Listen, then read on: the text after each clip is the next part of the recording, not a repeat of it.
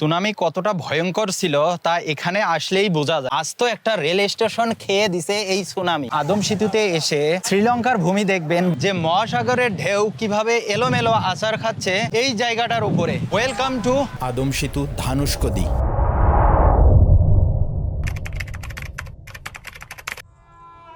গতকাল মাদুরাই থেকে 2 ঘন্টার একটা ট্রেন জার্নি করে আমি পৌঁছাই গিয়েছি রামানাথপুরম একটা ডিস্ট্রিক্টে। তবে আমার ডেস্টিনেশন আরও 55 কিলোমিটার দূরে।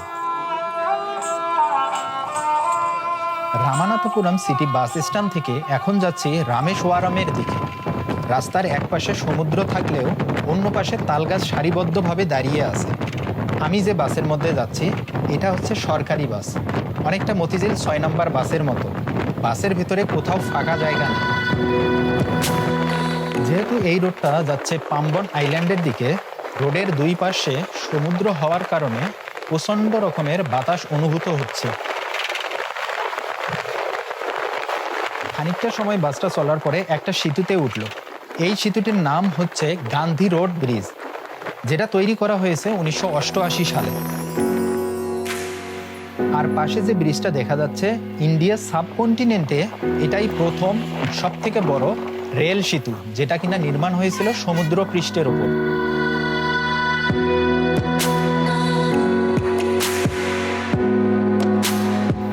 যার দৈর্ঘ্য 2 কিলোমিটারের একটু বেশি। সেতুটি ম্যান্ডাপাম শহর এবং পাম্বান আইল্যান্ডকে সংযুক্ত করেছে। পাম্বান ব্রিজটি তৈরি করতে সময় লেগেছিল প্রায় 3 বছরের মতো। 1915 সালে সেতুটি চলাচলের জন্য উন্মুক্ত করে দেওয়া হয়। প্রায় 45 বছর সচল থাকার পর এই সেতুটিকে আবারও সংস্করণ করা হয়। সেতুটি অনেক পুরনো হওয়ার কারণে ওই সেতুর পাশে ঠিক আরেকটা সেতু তৈরি করা হচ্ছে।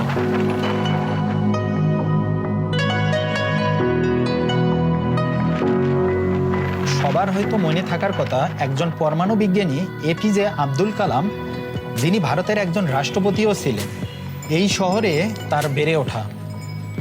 তার স্মরণে রাস্তার পাশে একটা সুন্দর মিউজিয়াম তৈরি করা হয়েছে।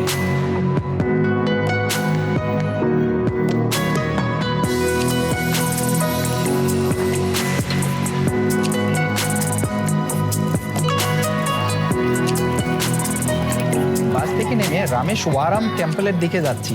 এখানে এসে জানতে পারলাম এখানে অমাবস্যার ফেস্টিভ্যাল হচ্ছে, যার কারণে রামেশ্বরম টেম্পলে হাজারো মানুষের ঢল নেমেছে। এজন্য এখানে সময় অপচয় না করে এখন আমি যাচ্ছি ধানুষকোদির দিকে।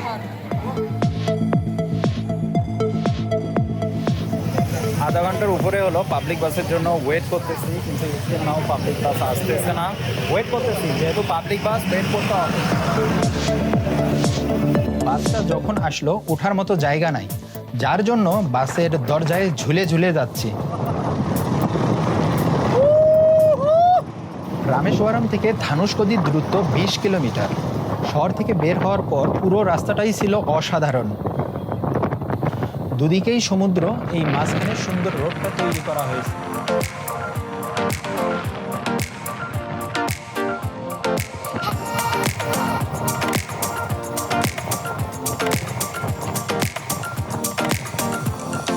আমি তো একদম গেটের মধ্যে ছিলাম, ওই গেটের মধ্যে দাঁড়ানো অবস্থায় টাকা দিতে একটু ক্রিটিক্যাল হয়ে যাচ্ছিল, কিন্তু পক্ষান্তরে আমার পাশে যে ভাইগুলো আছে আপনারা দেখতেছেন যে 3 জন ব্রাদার, আমরা একসাথেই আসলাম, কিন্তু তারা আমার টাকাটা দিয়েছে। যখন আমি নামলাম এবং তাদেরকে টাকা দেওয়ার চেষ্টা করলাম, তারা টাকা নেবে না।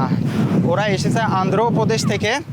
আই থিঙ্ক হিন্দু ফেস্টিভ্যালের কারণে আজকের দিনের মধ্যে আমি অনেক বেশি পর্যটক এখানে দেখতেছি, কারণ আমি যে রোডটা দিয়ে হাঁটতেছি সেই রোডের মধ্যে কিন্তু সম্পূর্ণ জায়গা জুড়ে আমি প্রাইভেট বাস দেখতেছি।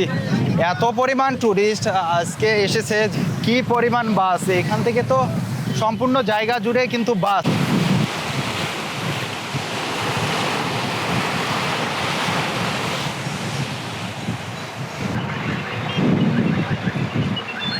যখন ভারতের মেইনল্যান্ড শেষ হয়ে গেছে তখন মাঝখানে এরকম একটা রাউন্ড চত্বর দেওয়া হয়েছে, তারপর সিয়া লেভেল।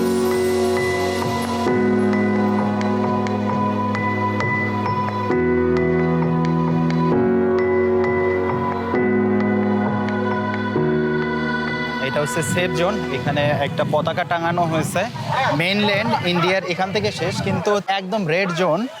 সামনে আরেকটা সিগন্যাল দেওয়া হয়েছে এবং রশি টাঙায় দেওয়া হয়েছে, যদি এই সাইড থেকে ওই সাইডে মানুষ যায় এই সিকিউরিটি গার্ডগুলো এখান থেকে মানুষকে সরাই দিচ্ছে।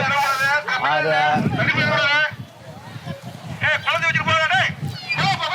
অনেকেই ইচ্ছাকৃতভাবে বিচের মধ্যে নিচের দিকে নামতেছে, কিন্তু বিচটা মেবি নিরাপদ না, যার জন্য সিকিউরিটি গার্ড বারবার মাইকে করে আওয়াজ করতেছে, অরো অরো অরো, মানে উঠে আসুন এরকমটা বলার চেষ্টা করতেছে।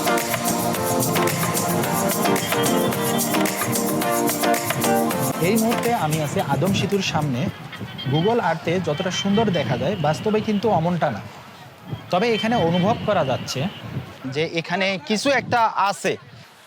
আমার সামনে যে পানির কালার, এই পানির কালার হচ্ছে একদম নীল, ঠিক তার একটু সামনে পানির কালারটা দেখতেছি অনেক ঘোলা, ঠিক তার পিছনের দিকে দেখতেছি পানির কালার আবার নীল হয়ে গেছে। ঘোলা পানি বা সবুজ পানি আমি দেখতেছি, এর নিচে কিছু একটা আছে। যদিও আমি বাইনোকুলার ইউজ করছি, আমি তেমন কিছুই দেখতে পাইনি। এখানে 3 থেকে 20 মিটার নিচে এই সেতুটার অবস্থান, তাই খালি চোখে দেখা পসিবল না। আপনারা হয়তো অনেকেই জানেন, হজরত আদম আলাইহিসসালাম যখন আল্লাহর একটা আদেশ অমান্য করেছিল, তখন কিন্তু তাকে পৃথিবীতে প্রেরণ করা হয়েছিল। কিন্তু অনেকের ধারণা মতে তিনি যে জায়গার মধ্যে সর্বপ্রথম পা রাখেন তা হচ্ছে পাদা নামে একটা পাহাড়, যেটা কিনা শ্রীলঙ্কায় অবস্থিত। সেই পাহাড়ের টপে হজরত আদম আলাইহিসসালামের এখনও কিন্তু পায়ের ছাপ কিন্তু ওখানে দেখতে পাওয়া যায়। যদিও আমার এখনও সৌভাগ্য হয়নি এই পায়ের ছাপ দেখার, ইনশাআল্লাহ ইন ফিউচারে। পাহাড় থেকে নিচে নেমে এসে এই সেতুটা ব্যবহার করে ভারতবর্ষে চলে আসেন। ভারতবর্ষে আসার মেন কারণ ছিল, যেহেতু তিনি পৃথিবীর মধ্যে প্রথম মানব ছিলেন, তাই তিনি হাওয়াকে খুঁজতে ভারতবর্ষে এসেছিলেন। লম্বা একটা কাহিনী আছে। পরবর্তীতে তিনি আরাফার ময়দানে হাওয়ার সাথে সাক্ষাৎ করেন।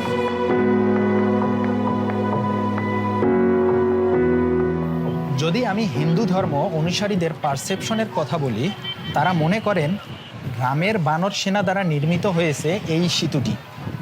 সেতুটি নির্মাণ করার প্রধান উদ্দেশ্য ছিল, রাবণ যখন সীতাকে কিডন্যাপ করে শ্রীলঙ্কায় নিয়ে যায়, এই সেতুটা নির্মাণ করে রাম লক্ষ্মণ সীতাকে উদ্ধার করে। 1480 সালের পরে এক গ্রীষ্মমণ্ডলীয় ঝড়ের কারণে এই সেতুটা পানির নিচে চলে যায়, যা উপর থেকে এখন দেখা যায় না। শ্রীলঙ্কার মান্নার উপদ্বীপ থেকে ভারতের এই যে উপদ্বীপে আমি দাঁড়িয়ে আছি, এই জায়গাটা সম্পূর্ণরূপে বিচ্ছিন্ন হয়ে যায়। আপনি যদি মনে করেন ধানুষকোদি বা আদম সেতুতে এসে শ্রীলঙ্কার ভূমি দেখবেন বা শ্রীলঙ্কার গাছপালা দেখবেন, it is just impossible. Because of this area to শ্রীলঙ্কার যে মান্নার আইল্যান্ডটা আছে, এখান থেকে মান্নার আইল্যান্ডের দূরত্ব 48 কিলোমিটার। আদম সেতু ওপর থেকে দেখতে পারেন বা না পারেন, তবে এটা ভালোভাবে উপলব্ধি করতে পারবেন। আমার এই সাইডে হচ্ছে ভারত মহাসাগর, আর আমার পিছনের দিকে বে অফ বেঙ্গল। দুইটা মহাসাগরের ঢেউ কিন্তু আছড়ে পড়তেছে এই যে আমি যেখানে দাঁড়িয়ে আছি সেখানে।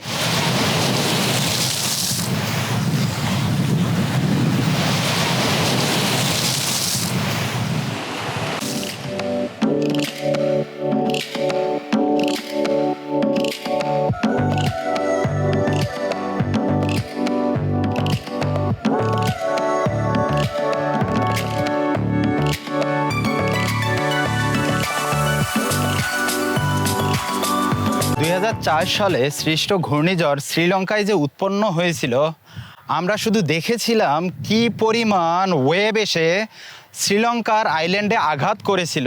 শুধু যে শ্রীলঙ্কা ক্ষতিগ্রস্ত হয়েছিল এমনটা কিন্তু না, শ্রীলঙ্কার ঠিক পাশে ভারতে কতটা যে ভয়ঙ্কর হতে পারে তা এখানে না আসলে বোঝার উপায় নেই।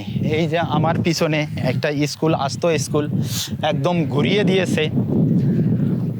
এখানে একটা পোস্ট অফিস ছিল, সামনে একটা চার্চ দেখতেছি, সেটাও কিন্তু একদম ভেঙে চুরে দিয়েছে।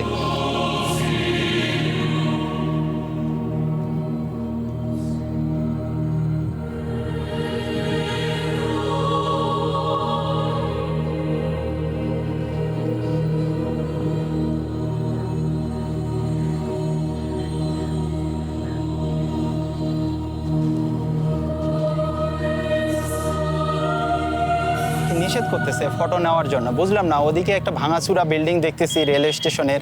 এই এপিসোডটা এখান থেকেই শেষ করতেছি। যদি ভিডিওটি ভালো লেগে থাকে ভিডিওতে অবশ্যই লাইক করবেন, পেজটা ফলো করবেন, আর ইউটিউব থেকে দেখে থাকলে চ্যানেলটা সাবস্ক্রাইব করবেন। এতে আমার সাপোর্ট হবে। হোপফুলি আপনাদের সাথে দেখা হবে তামিলনাড়ুর পন্ডিচেরি থেকে।